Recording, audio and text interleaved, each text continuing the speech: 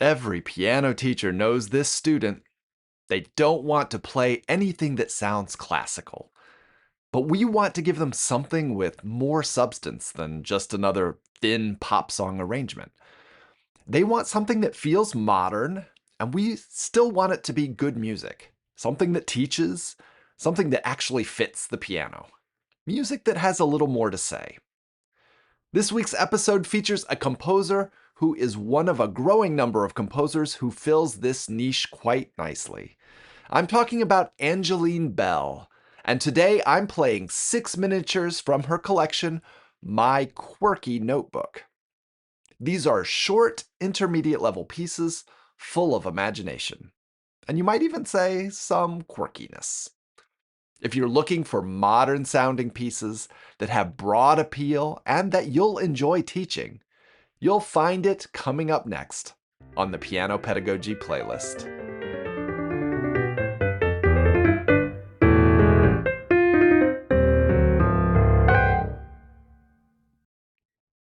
Greetings and welcome! I hope your day's going well. My name is Luke Bartolomeo. I'm a pianist, a teacher, and also the developer of apps for music education, including Flash Note Derby. Each Monday, we explore some of my current favorites from the contemporary repertoire of piano music written for students, all by living composers. This week, I'm playing music by the Malaysian-born composer Angeline Bell from her collection, My Quirky Notebook. Ms. Bell is now living in the UK, and I have to say, the size and quality of her creative output is truly remarkable, especially considering she only began having her music published in 2022. Like many of us, I suppose, she had some time on her hands during the COVID lockdowns, and it looks like she really put that time to good use. In this short time, she has written a whole series of collections on this notebook theme. We'll listen to 6 short pieces today, and to get this musical journey started, we're headed to the airport. Now, under the best of circumstances, airports can be a bit of a stressful place. And with things being the way they are right now here in the US, I hear that the airport is not somewhere you want to be unless absolutely necessary. Airport Blues is our first piece today, and it captures that feeling of being stuck at the airport. Waiting in line, waiting at the gate, waiting for the announcement that you're not sure you really want to hear. And speaking of announcement, listen closely at the very end of this piece. There's a slow 4-note arpeggio that I thought was just a jazzy ending tacked on for effect, but it's actually meant to depict those chimes you hear right before an important announcement. It's so clever, I think. Here's Airport Blues.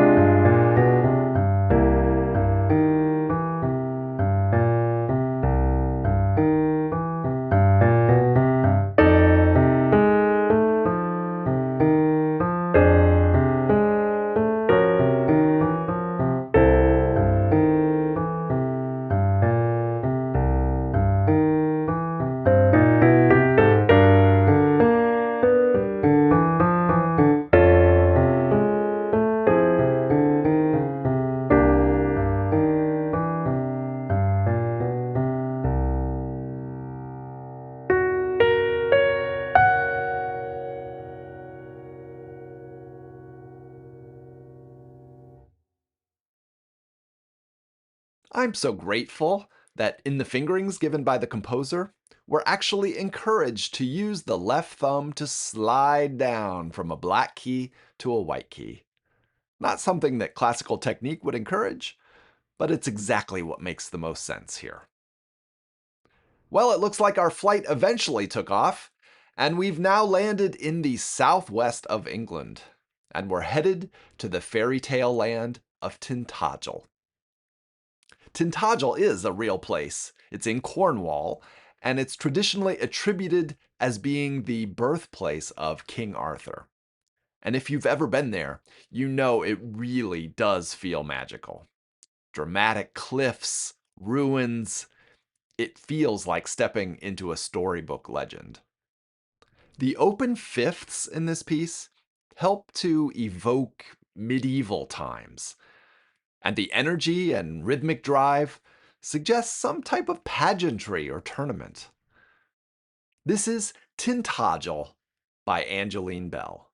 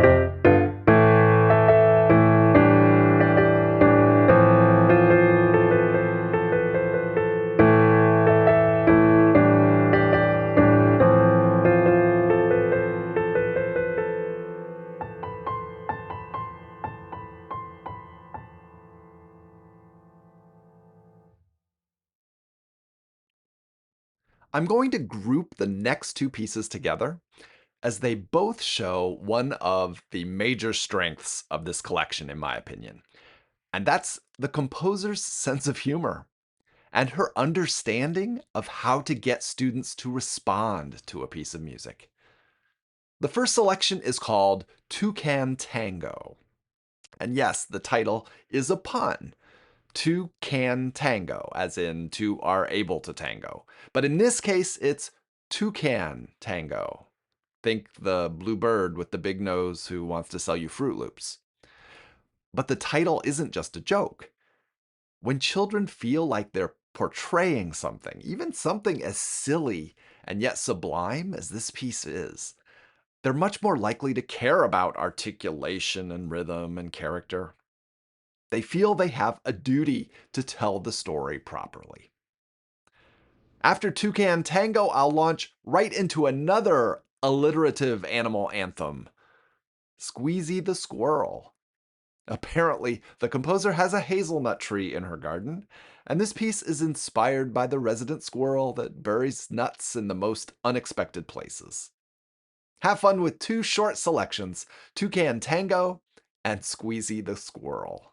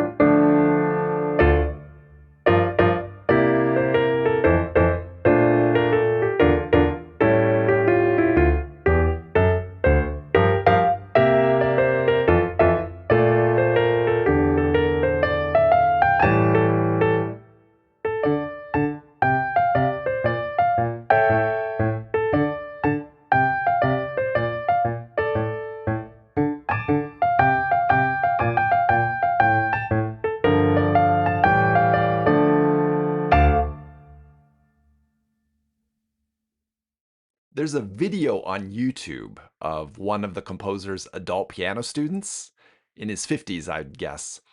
In the background, he's got a stack of amplifiers, a couple of electric guitars, and he is completely jamming out on Squeezy the Squirrel. I absolutely love it. When I say these pieces have broad appeal, I'm not kidding. We're down to our final two pieces, which I'll also play in a group, as they demonstrate so much stylistic contrast. First, we have Car Chase in LA. It's built on the 12-bar blues, and it has this groove that feels authentically funky. Not piano teacher trying to sound funky, just funky. You'll hear one fast show-off lick in the piece that fits under the hand so nicely, you can tell it was written by someone who had students in mind. And I'll end with a gorgeous piece of music that, similar to Toucan Tango, takes a fanciful, silly title and combines it with music that actually makes it make sense. The composer says to imagine a sloth wearing a tutu and dancing very slowly. That says it all. Here are Car Chase in LA, followed by Sloth Ballet.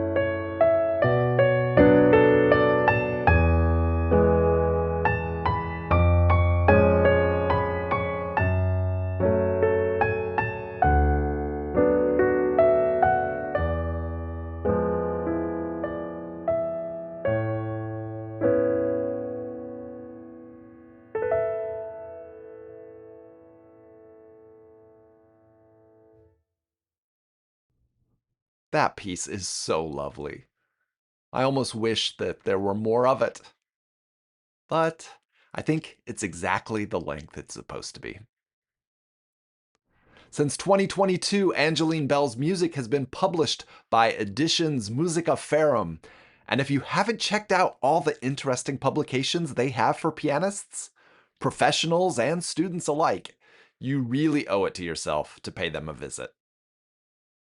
Today, we heard 6 pieces from Angeline Bell's collection, My Quirky Notebook, for intermediate level piano students. These are pieces inspired by what today's students need and enjoy. And for students who want something that doesn't feel so classical, but still needs it to be meaningful and well written, this kind of repertoire is gold. As always, links to the music I played today are in the episode description, or you can visit us at pianopedagogyplaylist.com. And just like that, we have to close the lid on today's episode of the Piano Pedagogy Playlist. In a busy teaching week, it's always a gift to find music that is both useful and genuinely fun to play. Angeline Bell's pieces offer exactly that balance. I'll look forward to seeing you again next Monday, when I'll share more of my current favorites from the contemporary piano teacher's repertoire. Until then, keep nurturing the music and have a great week.